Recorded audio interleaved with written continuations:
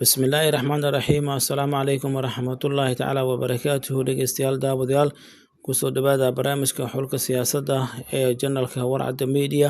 Waadna uga barateen inaad idiin soo gudbino barnaamijyo xiise badan oo ku aadan arrimaha siyaasadda Soomaaliya, annagoo ku eegayna hadba waxyaabaha ugu xiisaha badan ee ka jira dalka. Waxaan idinka codsanaynaa dhegeystayaal inaad markaasi noo saartaan subscribe, isla markaana share iyo like-na noo saartaan.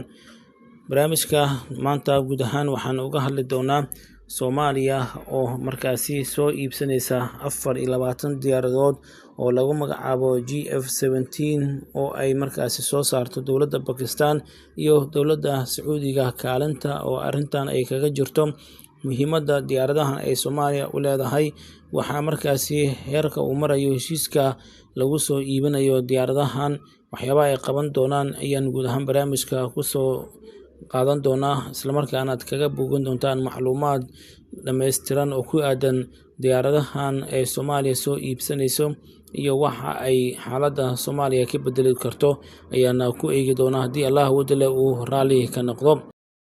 Sida ay qortay jasiiradda Times of Islamabad, taariikhdu markay ahayd bishan February 8, 2026, dowladda federaalka Soomaaliya ayaa hadda ku jirta weji aad u horumarsan oo wadahadal ah, kaasoo ujeedadiisu tahay in dalka Pakistan loogu soo iibsado 24 diyaaradood ee nooca casriga ah ee GF-17 Black 3.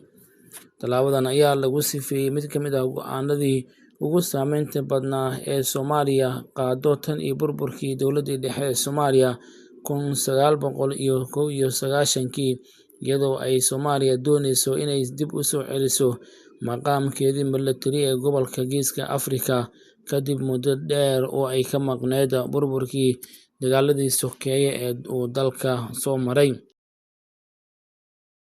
Dowladda Pakistan ayaa soo dhaweysay isla markaana tixgelin heer sare ah u sameysay dowladda Soomaaliya kadib markii magaalada Islamabad uu booqasho rasmi ah ku tagay wafdi militari oo uu hogaaminayo taliyihii ciidanka cirka Soomaaliya Genaraal Maxamuud Sheekh Cali Dable Bailood.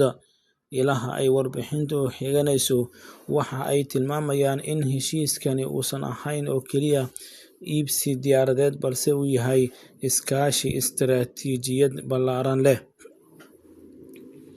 Diyaaradda GF-17 Block 3 oo ay soo wada saaraan Pakistan iyo Shiinaha ayaa ah noocii ugu dambeeyay ee diyaaradahaas ee jiilka 4 iyo 5, iyadoo ku qalabaysan tiknoolajiyadda raadaarka lagu magacaabo AESA iyo gantaalaha riddada dheer, taasoo Soomaaliya u sahlaysa inay si markaasi dhammaystiran oo ballaaran u ilaaliso xuduudaheeda badda iyo barigaba. Sida uu qoray wargeyska Defense Security Asia, dowladda Soomaaliya waxa ay ku dooratay diyaaradahan sababo la xiriira inay yihiin kuwo la awoodi karo in la soo iibsado, casriina ah, isla markaana ku habboon baahiyaha ammaan ee hadda waddanka ka jira. Qiimaha halka diyaarad ayaa lagu qiyaasaa inta u dhaxaysa 25 milyan ilaa 30 milyan, taasoo aad uga jaban diyaaradaha reer galbeedka, balse bixisa awood militari oo u dhiganta diyaaradahaasi. Xogaha aan helayno ayaa waxa ay sheegayaan in heshiiskan uu qayb ka yahay qorshe weyn oo lagu dhisayo dhismaha ciidanka cirka Soomaaliya iyo guud ahaan ciidamada kala duwan ee qaranka, iyadoo lala kaashanayo saaxiibada sida Pakistan, Sacuudiga iyo Turkiga. Marka la dhammaystiro 24 diyaaradood GF-17, waxay Soomaaliya ka dhigi doontaa mid ka mid ah quwadaha ugu waaweyn ee dhinaca hawada ee Bariga Afrika, taasoo furaha u ah xasilloonida muddada dheer iyo la dagaalanka kooxaha nabadiidka ee dalka ka jira. Kadib markii ay warbixintu soo baxday, Soomaaliya waxay heshiis militari la saxiixatay boqortooyada Sacuudiga si ay uga garab siiso dhismaha ciidanka iyo agabkooda. Sacuudiga ayaa waxa uu dhowaan diyaaradahan u iibiyay dalka Suudaan, waxaana la filayaa in heshiiskani mid ka mid ah hadda Soomaaliya miiska u saaran yahay. Sacuudiga ayaa la sheegay inuu aqbalay qorshaha, iyadoona heshiiskan lagu saxiixay kulankii dhexmaray madaxweynaha Soomaaliya iyo dhaxal sugaha dalkaasi Sacuudiga Maxamed bin Salmaan. Riyaadh ayaa u soo jeestay waqtigan arrimaha Soomaaliya waxaana ay dhowaan qaaday tallaabooyin degdeg ah maadaama ay ku biirtay iskaashiga Turkiga oo hormuud u ka yahay isla markaana diidan qorshooyinka cusub ee siyaasadeed ee Imaaraadka, Israa'iil iyo dalal kale oo xulafo la ah.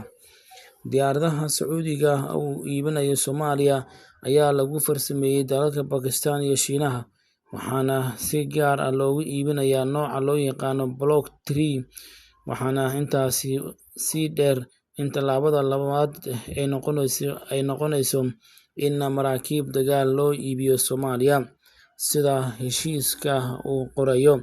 Wararka soo baxaya ayaa sidoo kale waxay intaa ku darayaan in diyaaradaha dagaalka Turkiga la keenay Soomaaliya ay tusaale wanaagsan u noqdeen in dalal kala duwan ay ku dhiiradaan sidii ay Soomaaliya u siin lahaayeen ama ugu iibin lahaayeen diyaarado dagaal.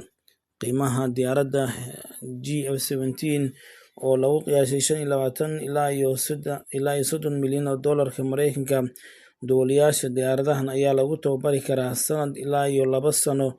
Sida uu duuliye buuxa ama dhammaystiran u noqdo, waxa uu qaataa tababaro dheeraad ah. Soomaaliya waxay diyaaradahan ugu horeeya marka la eego qaaradda Afrika. Dalka Nigeria, awoodda GF-17 waxay dunida ka aragtay intii uu socday dagaalkii dhexmaray Bakistaan iyo Hindiya, waana tan keentay in dalal badan ay dalbadaan helitaankeeda. Diyaaradahan ay soo iibsanayso Soomaaliya waxay uga dhignaan doontaa in Soomaaliya ay si aayar ah u soo ceshato awooddeedii milatari oo barigii hore lagu yaqiinay kadib burburkii 1991kii dalka uu galay. Ciidamada xoogga dalka Soomaaliyeed iyo ciidamada kala duwan kuwa cirka, badda, dhulka ayaa baahi weyn u qaba helitaanka agab milatari oo dhammaystiran sida diyaaradaha, maraakiibta, taangiyada iyo baabuurta waaweyn ee ciidamada ay ku dagaalamaan, taasoo Soomaaliya u sahlaysa in ay si dhammaystiran amnigeeda ula soo wareegto maadaama hadda Soomaaliya ay joogaan ciidamo ka badan 15,000 oo ka socda qaaradda Afrika ama Midowga Afrika, kuwaasi oo qayb ka ah xalinta iyo nabadgelyada gudaha dalka Soomaaliya.